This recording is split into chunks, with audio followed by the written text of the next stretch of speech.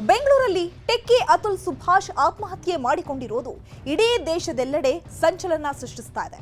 ಸಾಯೋ ಮುನ್ನ 80 ನಿಮಿಷದ ವಿಡಿಯೋ ಮಾಡಿ ಹೆಂಡತಿ ಕೊಟ್ಟ ಟಾರ್ಚರ್ಗಳನ್ನ ಎಳೆಯಾಗಿ ಬಿಚ್ಚಿಟ್ಟಿದ್ದ. ಹೀಗಾಗಿ ತನಿಖೆ ಚುರುಕುಗೊಳಿಸಿರೋ ಪೊಲೀಸರು ಅತುಲ್ನ ಸಾವಿಗೆ ನ್ಯಾಯ ಕೊಡಿಸೋ ಕೆಲಸ ಮಾಡ್ತಿದ್ದಾರೆ. ಈಗಾಗಲೇ ತಲೆಮರೆಸಿಕೊಂಡಿರೋ ಅತುಲ್ನ ಪತ್ನಿ ಬೆನ್ನು ಬಿದ್ದಿರೋ ಖಾಕಿ ಪಡೆ ಆತನ ಅತ್ತೆ ಹಾಗೂ ಭಾವನನ್ನ ಬಂಧಿಸಿದ್ದಾರೆ. ಆದ್ರೆ ಅತುಲ್ ಪತ್ನಿ ಮಾತ್ರ ಯಾರ ಕೈಗೂ ಸಿಗದೆ ಎಸ್ಕೇಪ್ ಆಗಿದ್ದಾರೆ. ಇವತ್ತು ಅತುಲ್ ಅಷ್ಟೊಂದು ಮನನೊಂದು ಸಾವನ್ನಪ್ಪಿದ್ದಾನೆ ಅಂದ್ರೆ ಅದಕ್ಕೆ ಕಾರಣವೇ ಈತನ ಪತ್ನಿ. ಈಕೆಗೆ ಇದ್ದ ಹಣದ ವ್ಯಾಮೋಹ. ಹೀಗಾಗಿಯೇ ಜಸ್ಟಿಸ್ ಫಾರ್ ಅತುಲ್ ಅನ್ನೋ ಕ್ಯಾಂಪೇನ್ ಸಹ ಶುರುವಾಗಿದೆ.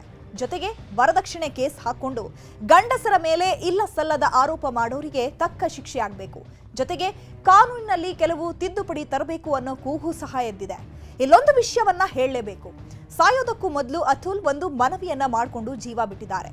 ನನ್ನ ಸಾವಿಗೆ ನ್ಯಾಯ ಸಿಕ್ಕರೆ ಮಾತ್ರ ನನ್ನ ಅಸ್ಥಿಯನ್ನ ಗಂಗೆಯಲ್ಲಿ ಬಿಡಿ, ಇಲ್ಲದಿದ್ರೆ ನ್ಯಾಯಾಲಯದ ಚರಂಡಿಯಲ್ಲಿ ಹಾಕಿ ಅಂತ ಕೊನೆ ನೋವನ್ನ ಹೇಳ್ಕೊಂಡಿದ್ದಾರೆ. ಒಟ್ಟಾರೆ ಮಹಿಳೆಯರಿಂದ ದುರುಪಯೋಗ ಆಗ್ತಾ ಇರುವಂತಹ ಕಾನೂನು ಇಲ್ಲಿಗೆ ನಿಲ್ಲುತ್ತಾ? ಅತುಲ್ ಸಾವಿಗೆ ನ್ಯಾಯ ಸಿಗುತ್ತಾ? ಕಾದು ನೋಡ್ಬೇಕು.